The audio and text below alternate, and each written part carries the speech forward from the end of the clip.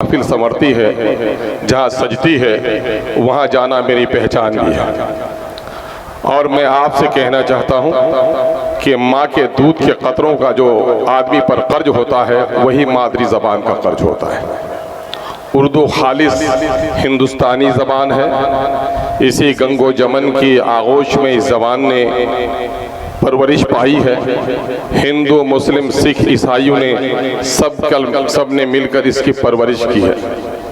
और गुलाम सरवर साहब ने कहा कि यह बात 100% गलत है कि उर्दू मुसलमानों की ज़बान है।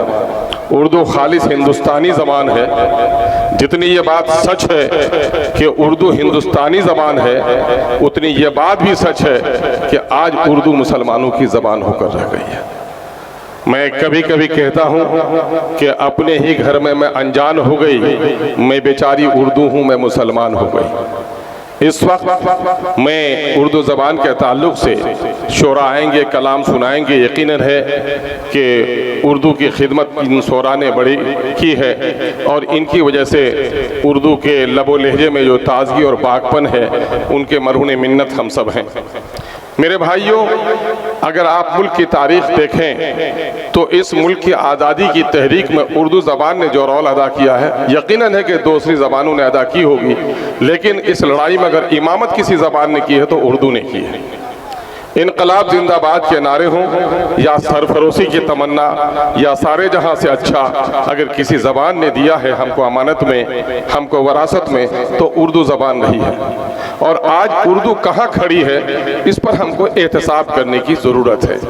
मैं उसी एहतसाब की दावत देने के लिए आपके दरमियान में आया हूँ कि उर्दू सिर्फ हमारी बोलचाल की ज़बान बन गई है। आज उर्दू एक वक्त ये ज़बान उर्दू मोहल्ला थी और लाल किला की फसील पर इसकी आवाज़ वहाँ से निकलती थी और पूरे मुल्क में उसका असर होता था। आप ये जान रहे होंगे कि आज़ादी के बाद भी उर्दू की हैसियत बड़ी तवाना रही, बल्कि आज़ादी के पहले जवाहरलाल नेहरू के शादी का जो रुक्का छपा था वो उर्दू ही में छपा था। और उस वक्त उर्दू हिंदू और मुसलमानों के दरमियान में, सिख और ईसाइयों के दरमियान में, बिरादरी के दरमियान में तकसीम नहीं हुई थी। लेकिन न जाने क्यों मुल्क की आज़ादी के बाद कुछ दीवानों ने मुल्क को तकसीम कर दिया और मुल्क के तकसीम का असर उर्दू ज़बान पर भी पड़ा। और इस मुल्क में हुकूमत करने वालों ने फिरका परस्ती के लिए जहां मजहबी अलामतों का इस्तेमाल किया, वहीं उर्दू ज़बान को भी निशाना बनाया, जिसकी वजह से क्या हुआ कि उर्दू को देश निकाला करने की कोशिश की जा रही है। मैं उर्दू के ताल्लुक से बात करते हुए कांग्रेस के लीडर जगन्नाथ मिश्रा को फरामोश नहीं कर सकता, जिसने उर्दू को दूसरी सरकारी ज़बान की हैसियत दी।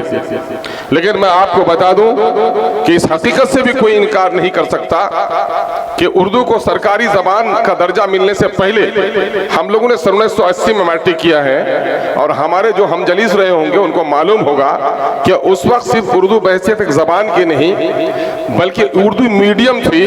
तारीख की किताब हो, फिजिक्स हो, केमिस्ट्री हो, बायोलॉजी हो। आज भी मेरे उस्ताद हयात से हैं, राम बाबू थे, तो वो जब हमें पढ़ाते थे मैथमेटिक्स तो उक्लेदस बोला करते थे, ज्योमेट्री को बोला करते थे। हमारे शीतल शर्मा सर थे, मुरक्कब और मखलूत बोलते थे, मकनातीसी कुव्वत बोलते थे। बैक वक्त उर्दू और हिंदी के दोनों इस्तिलाहात इस्तेमाल करते थे। उर्दू उतनी लाचार नहीं हुई थी। लेकिन जब उर्दू को बिहार में दूसरी सरकारी ज़बान का दर्जा मिला, उसी वक्त से Bihar Urdu text book corporation ने उर्दू किताबों को छापना बंद कर दिया।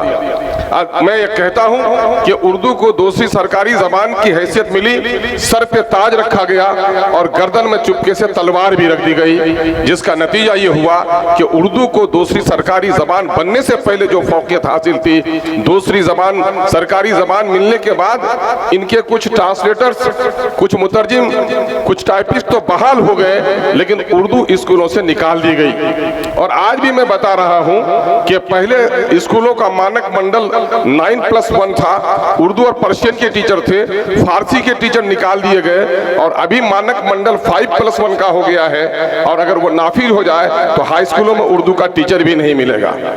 आखिर उर्दू के साथ ये शरारत कौन कर रहा है? मैं किसी और को बदनाम नहीं करना चाहता। उर्दू के साथ अगर कोई गफलत कर रहा है तो वो उर्दू आबादी है, वो आप हैं और हम हैं।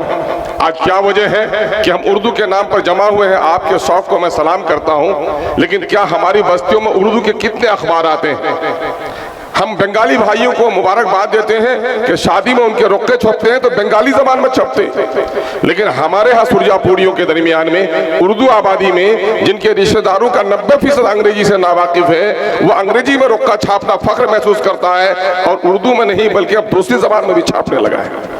दुकानों की पेशानियों से उर्दू गायब हो गई है, स्कूलों की पेशानियों से उर्दू गायब हो गई है। सरकारी तमाम तर सर्कुलर के बावजूद भी जो इख्तियारात आपको हासिल हैं, आप और हमने गफलत बरती है। आज कई सालों से रजिस्ट्री ऑफिस में रजिस्ट्रेशन का काम बंद हो गया है और आप जानते हैं पहले रजिस्ट्री ऑफिस में 2 उर्दू के कलर लाजमी तौर पर हुआ करते थे, एक नकल नवेश होता था, एक प्रूफ रीडर हुआ करता था, लेकिन आपने और हमने जब उर्दू को छोड़ दिया उसकी मुलाजमत भी चली गई। उर्दू सिर्फ मुशायरों से जिंदा नहीं रह पाएगी, उर्दू सिर्फ अदब से जिंदा नहीं रह पाएगी।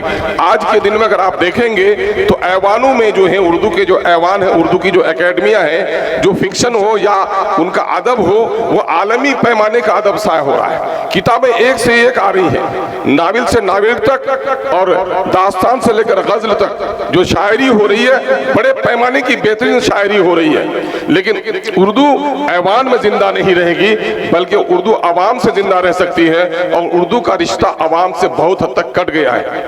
हम चाहते हैं कि आइए हम और आप अहद करें कि आज जिस शायर के बागपन के जुमले को हम सुनने के लिए आए हैं, तो किस वजह से उर्दू से हमारा एक लगाव है। मैं बिलखुसूस कहना चाहता हूँ, पूरे मुल्क के मैं भर में जाता हूँ तो मैं उर्दू के ताल्लुक से जुमला किए बगैर नहीं रह सकता हूँ कि जो कौम उर्दू अपनी मादरी जबान के साथ इंसाफ नहीं कर सकती है, मैं दावे के साथ कह सकता हूँ कि वो शख्स अपनी माँ के साथ भी इंसाफ नहीं कर सकता है। उर्दू से मोहब्बत करना, उर्दू से रिश्ता कायम रखना हमारा लाजमी हिस्सा है और आज उर्दू सिसक रही है, दम तोड़ रही है। मैं एक बात बिलखुसूस उर्दू आबादी से कहता हूँ कि तुम दिल्ली जाते हो, लाल किला की फसीलों को देखते हो, कुतुब मीनार की बुलंदी को देखते हो, जामे मस्जिद की आजमत और तकद्दुस को देखते हो, तुम्हारा सीना चौड़ा हो जाता है, तुम फख्र करते हो। मैं तुम्हें यकीन दिलाना चाहता हूँ कि लाल किला के पास होने से तुम्हारा तारीखी नुकसान हो सकता है, कुतुब मीनार की बुलंदी ढह जाने से तुम्हारा तारीखी नुकसान हो सकता है, लेकिन उर्दू जबान अगर सिमट गई तो तुम्हारा सिर्फ लिसानी और तारीखी नुकसान नहीं होगा,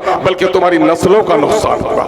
जबान सिर्फ मुंह से निकलने वाली हवा और बामाना अल्फाज का नाम नहीं है। जबान अपनी तहजीब, अपने तमद्दुन और माजी की दौलत, माजी की अमानत हुआ करती है। आज उर्दू सिर्फ जबान नहीं है, उर्दू एक कल्चर का नाम है, उर्दू एक तहजीब का नाम है। आप जान रहे हैं कि इस मोतन अजीज में जितना काम तारीखी काम, दीनी काम उर्दू में हुआ है, अरब में भी उतना नहीं हुआ है, पर्शियन में भी उतना नहीं हुआ है। इसलिए मैं उर्दू आबादी से गुजारिश करना चाहता हूँ कि उर्दू को संभालिए। अगर उर्दू को आपने नहीं संभाला तो आपका दीनी और अखलाकी नुकसान भी होगा। आपके बच्चे डिप्टी नजीर अहमद को नहीं पढ़ सकते, आपके बच्चे हाली को नहीं जानते, सर सैयद के दर्द भरे पैगाम से नाआशना है, इकबाल की पाकीज़ा ख्यालात से आपकी आबादी नाआशना है। चाहे हिंदी के लोग हो या उर्दू के लोग हो, मैं अक्सर ये जुमला कहता हूँ कि हिंदी के लोगों हिंदी को संवारो। उर्दू और हिंदी दोनों जुड़वा बहन है, अगर उर्दू मर गई तो हिंदी भी जिंदा नहीं रह सकती है। शंकर कैमूरी साहब, आप लोगों का बड़ा फरीजा है, जमुना भी बहे गंगा भी बहे तभी संगम जिंदा रहे, संगम बाकी रहेगा। गंगा बहे और जमुना सूख जाए तो संगम बाकी नहीं रह सकता है। उर्दू अगर मिट जाएगी तो हिंदी भी जिंदा नहीं रह सकती है। मैंने कहा वाकया सुनाया कि गांव की 2 जुड़वा बहन थी, दोनों की पैदाइश एक साथ हुई, रंग रूप एक साथ था, चोट किसी को भी लगती तो आंसू के कतरे दोनों के आंखों से टपकते। ससुराल गई, दोनों के साथ मेहंदी लगी, लेकिन एक दुल्हन को जब जहर दे दिया गया तो दूसरी दुल्हन भी मर गई थी। यकीन जानिए, जो सर सैयद ने कहा था हिंदू और मुसलमान इस प्यारी दुल्हन की 2 रसीली आंखें हैं, किसी एक को तोड़ दोगे तो हमारा हिंदुस्तान नुमा जो दुल्हन है उसकी शकल सूरत बिगड़ जाएगी। यकीन जानो हिंदी आबादी के लोगों, अगर उर्दू मिट गई तो हिंदी जिंदा नहीं रहेगी। और हिंदी ही नहीं बल्कि हमारी जो गंगा जमनी तहजीब है, हिंदू और मुसलमानों के दरमियान में जो रफाकत है, जो मोहब्बत है, प्रेमचंद के जो अफसाने हैं, अलगू चौधरी और जुम्मन के जो किस्से उसने बयान किए हैं, हिंदू और मुसलमानों की जो दोस्ती और उल्फत रही है, इस जबान ने हमें जोड़ कर रखा है। आइए हम और आप अहद करें कि इस वक्त उर्दू के जितने मसाइल हैं सब मिलकर लड़ेंगे। मैं किसी पर तनकीद नहीं करना चाहता, उर्दू का खादिम होने की हैसियत से मैं आपकी तवज्जो मरकूज कराना चाहता हूँ और लोगों से ये मुतालबा करना चाहता हूँ कि उर्दू के ट्रांसलेटरों की बहाली क्यों नहीं होती। 70,000 से ज्यादा उर्दू टीचरों की जगह खाली है, वो उर्दू क्यों नहीं बहाल किए जाते। उर्दू एकेडमी की जगह खाली पड़ी हुई है, उर्दू मसावरती कमेटी की जगह खाली हुई है। उर्दू का एक अहम शोबा है जिसका डायरेक्टर कई सालों से मुस्तार है, मांगा हुआ है, डिपुटेशन पर है। मैं कहता हूं कि उर्दू के मसाइल को हल कीजिए, अपने घरों में उर्दू को जगह दीजिए। मेरे एक बात से जबान फिसल गई थी तो बड़ा चर्चा हुआ था, लेकिन मैं तमसीलन भी कहता हूं कि आज उर्दू आबादी में जाइए और उर्दू के अखबार तलाश कीजिए। तो उर्दू अखबार तलाश करना अब उर्दू आबादी में लगता है ऐसे कि सिखों की बस्ती में हम नाई की दुकान तलाश कर रहे हैं।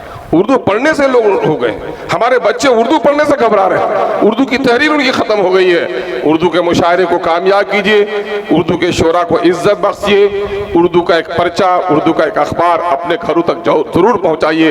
अगर उर्दू जिंदा न रही, यकीन जानो हिंदी मुसलमानों तुम्हारी तारीख भी बाकी नहीं रहेगी और हिंदू और मुसलमानों का जो रिश्ता है यह पाकीज़ा रिश्ता भी बाकी नहीं रहेगा। जरा मुड़ कर देखो, यही साउथ में तेलुगु और कन्नड़ के नाम पर रियासतें अलग हो गई। पाकिस्तान का 2 टुकड़ा सिर्फ हिंदी और बांग्ला के नाम पर हो गया। ऑस्कर वाइल्ड ने कहा था, किसी कौम को तुम तबाह करना चाहो तो उसकी नस्लों की गर्दनों पर शमशीर मत चलाओ, उसकी मादरी जबान छीन लो। जब कोई कौम मादरी जबान जिसकी छीन जाती है वो कौम तो जिंदा रहती है लेकिन अपनी माजी की वरासत से महरूम हो जाती है, वो यतीम हो जाती है। आइए हम अहद करें, उर्दू लिखेंगे भी, उर्दू पढ़ेंगे भी, अपनी दुकान की पेशानी पे अपने कलम से नजराना लिखते वक्त, नात पढ़ते वक्त उर्दू का हम इस्तेमाल करेंगे, वरना सिर्फ जबान से हम उर्दू की बात करते रहे और उर्दू के कालिब की हमने हिफाजत नहीं की, रस्मुल खत की हमने हिफाजत नहीं की, तो उर्दू में जो चाशनी हो बाकी नहीं रहेगी। उर्दू जिंदाबाद। आज का ये बेहतरीन बज़्म मुशायरा जिंदाबाद। बहुत बहुत शुक्रिया। सलाम आदाब।